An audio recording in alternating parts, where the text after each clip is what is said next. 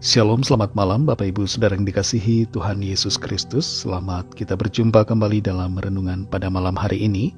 Doa dan harapan saya saudara semua ada dalam keadaan yang baik, sehat, penuh sukacita, dan selalu berlimpah berkat Tuhan. Sebelum kita mendengarkan renungan firman Tuhan, mari kita berdoa. Bapa kami yang di sorga, Bapa dalam nama Tuhan Yesus Kristus, Tuhan dan Allah kami yang kudus, yang benar, Tuhan yang hidup dan berkuasa, kami bersyukur untuk penyertaan Tuhan, pertolongan Tuhan di sepanjang hari ini. Tuhan yang sudah memampukan kami dalam menjalankan setiap tugas tanggung jawab kami. Saat ini kembali kami mau mendengarkan kebenaran firman-Mu. Urapilah kami Tuhan supaya kami mengerti dan mentaati setiap kehendak-Mu. Dalam nama Tuhan Yesus kami berdoa. Haleluya. Amin. Saudara yang dikasih Tuhan, ayat firman Tuhan saat ini terdapat dalam kitab Mazmur pasal 15 ayat 1-3.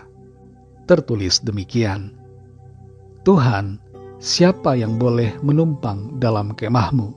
Siapa yang boleh diam di gunung-Mu yang kudus?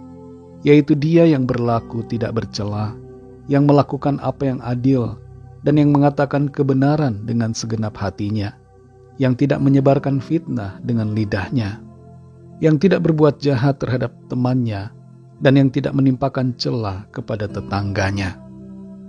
Saudara yang dikasih Tuhan, Airbnb menjadi aplikasi penyedia akomodasi yang terbanyak digunakan di seluruh dunia saat ini.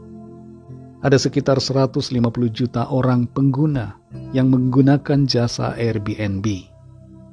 Baik penyewa maupun pemilik akomodasi di Airbnb dapat memberikan komentar dan penilaian.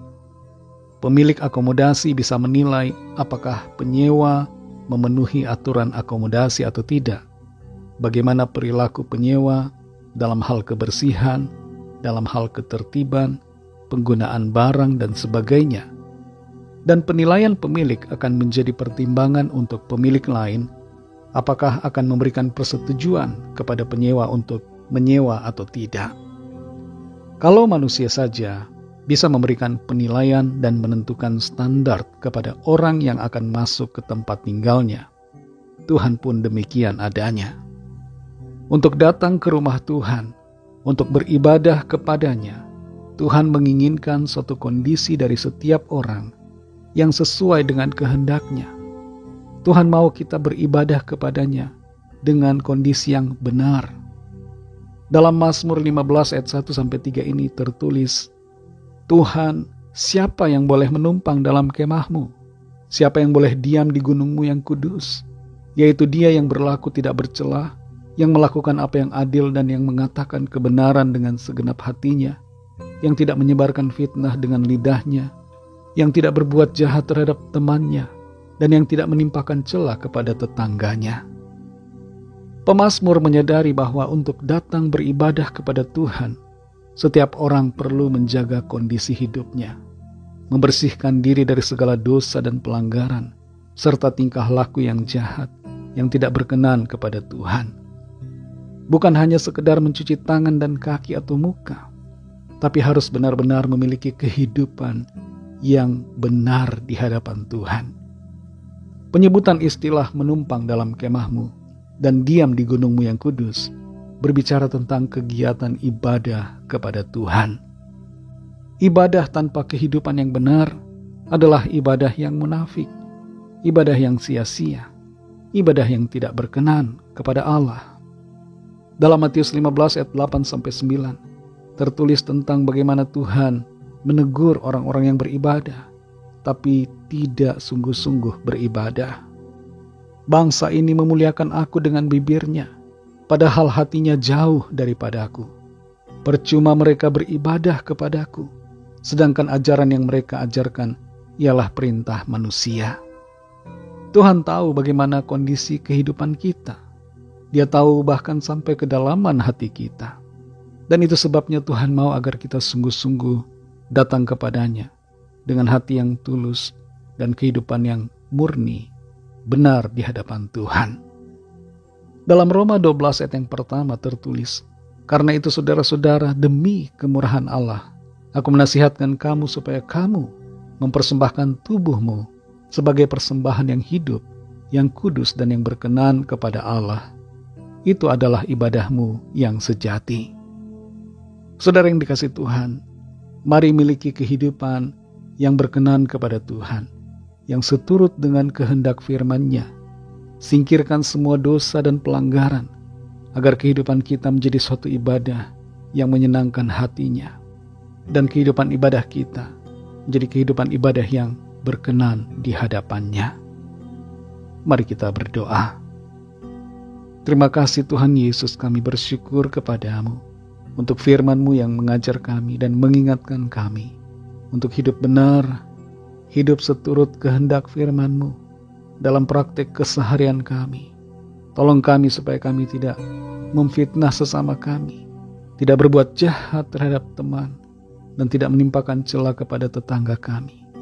Tidak berlaku serong, tetapi setia, dan tidak melakukan hal-hal yang buruk, yang tidak sesuai dengan apa yang Tuhan mau kami kerjakan. Terima kasih untuk firman-Mu. Tolong kami Tuhan, ampuni dan kuduskan setiap kami. Layakkan kami selalu, supaya kehidupan kami berkenan di hadapan-Mu. Pimpin kami Roh Kudus, untuk selalu berjalan dalam kebenaran-Mu ya Tuhan. Berkatilah kami di sepanjang malam hari ini. Kembali kami akan beristirahat, kami mohon berkat perlindungan Tuhan atas kami semua. Lindungi dan naungi kami dengan kasih dan kuasa-Mu. Kami berdoa bagi yang sedang dalam keadaan sakit. Jamah ya Tuhan setiap tubuh yang sakit, yang sedang stroke, yang terganggu saraf-sarafnya. Kami berdoa agar lawatan Tuhan terjadi. Aliran kuasa kesembuhan mengalir dalam setiap tubuh yang sakit dan menyembuhkan setiap kami dengan kuasa-Mu ya Tuhan. Kami berdoa juga bagi yang sedang dalam pergumulan, dalam masalah keuangan, hutang piutang, masalah dalam keluarga, pekerjaan. Berikanlah jalan keluar ya Tuhan, dan nyatakan kuasa mujizat-Mu bagi setiap kami. Yang sedang lemah putus asa, bangkitkan kembali iman pengharapan mereka di dalam Tuhan. Terima kasih Bapa, kami serahkan semua ke dalam tangan kasih-Mu. Dalam nama-Mu yang kudus, nama Tuhan Yesus Kristus, kami sudah berdoa dan mengucap syukur. Haleluya. Terimalah berkat Tuhan. Tuhan memberkati engkau dan melindungi engkau.